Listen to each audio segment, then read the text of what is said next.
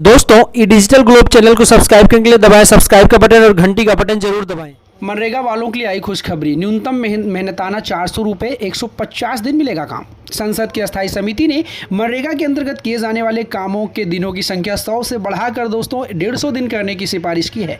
कांग्रेस नेता सप्तगिरी शंकर की अध्यक्षता वाली संसदीय समिति ने सिफारिश की है कि और वहीं पर इस समिति ने सुझाव भी दिया है कि किस तरीके से न्यूनतम मेहनताना को बढ़ाकर 400 रुपये किया जाए। मनरेगा की प्रभावशाली का आकलन करने के लिए एक स्वतंत्र सर्वेक्षण किया जाना चाहिए।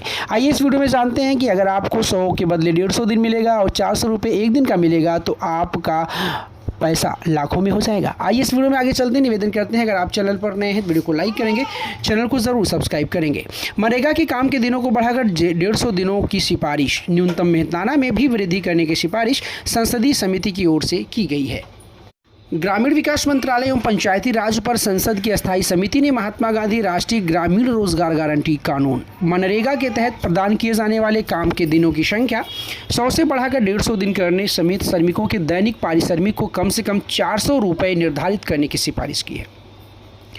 समिति ने यह भी सुझाव दिया है कि मनरेगा की प्रभावशीलता का आकलन करने के लिए एक स्वतंत्र सर्वेक्षण किया जाना चाहिए, एक सर्वे किया जाना चाहिए। समिति ने उभरती चुनौतियों के मद्देनज़र योजना को नया रूप देने पर भी जोर दिया है।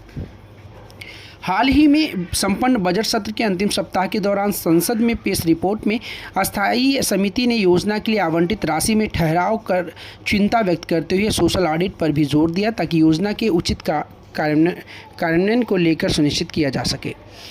कांग्रेस सांसद सप्तगिरी शंकर उलाका की अध्यक्षता वाली समिति ने कहा कि समिति का मानना है कि मनरेगा की प्रभावशीलता का आकलन करने के लिए एक व्यापक राष्ट्रीय सर्वेक्षण कराया जाना चाहिए। वेतन में देरी को दूर करने की भी सिफारिश की है। रिपोर्ट में कहा गया कि सर्वेक्षण में श्रमिकों की संतुष्टि, वेतन में देरी, भागीदारी के रुझान और योजना में वित्तीय अनियमितताओं पर ध्यान केंद्रित किया जाना चाहिए। रिपोर्ट के अनुसार समिति ने मनरेगा से जुड़े कार्यक्रमों की कमियों के बारे में अहम जानकारी प्राप्त करने और मनरेगा की प्रभावशीलता बढ़ाने के लिए आवश्यक नीतिगत सुधारों को लागू करने के लिए देश भर में स्वतंत्र और पारदर्शी सर्वेक्षण की सिफारिश की है।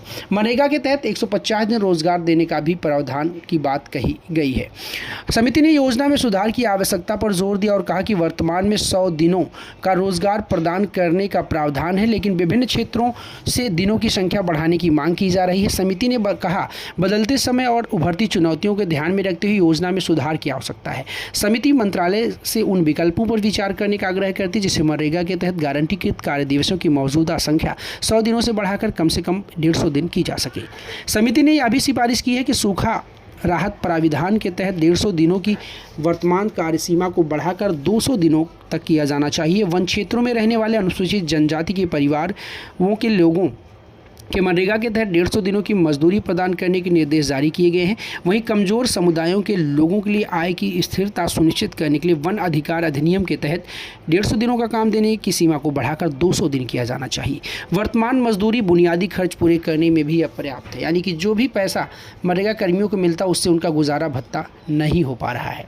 रिपोर्ट में कहा गया है कि मजदूरी भुगतान में लगातार देरी हो रही है और देरी से मिलने वाले वेतन के लिए मुआवजे की दर में वृद्धि की सिफारिश की गई। समिति ने पाया कि पारदर्शिता और जवाबदेही में सुधार के लिए सोशल ऑडिट बढ़ाया जाना चाहिए और ग्रामीण विकास मंत्रालय से सोशल ऑडिट कैलेंडर निर्धारित करने का आग्रह किया गया है। जॉब कार्ड खत्म करने पर भी चिंता जताई गई। जॉब कार्ड समाप्त करने की उच्च संख्या को देखते हुए समिति ने कहा कि 2021 और 22 में लगभग 50.31 लाख जॉब कार्ड मामूली वर्तनी संबंधी त्रुटियों और आधार कार्ड के विवरण से विसंगति के कारण समाप्त कर दिए गए थे। रिपोर्ट में कहा गया है कि समिति दृढ़ता से अनुशंसा करती ग्रामीण विकास विभाग द्वारा मैनुअल सत्यापन और सुधार की अनुमति देने के लिए एक प्रणाली शुरू की जानी चाहिए ताकि श्रमिकों को कार्यक्रम से अन्यायपूर्ण तरीके से बाहर ना किया जा सके। निवेदन करता हूं अगर आपको वीडियो पसंद आई वीडियो को लाइक करेंगे, चैनल पर नए हैं तो ज़रूर सब्सक्राइब करें ताकि भविष्य से जानकारी सबसे पहले और सबसे तेज़ देखने को मिलती रहे। वीडियो पसंद आई वीडियो को लाइक करेंगे, चैनल पर नए हैं तो ज़रूर सब्सक्राइब करें।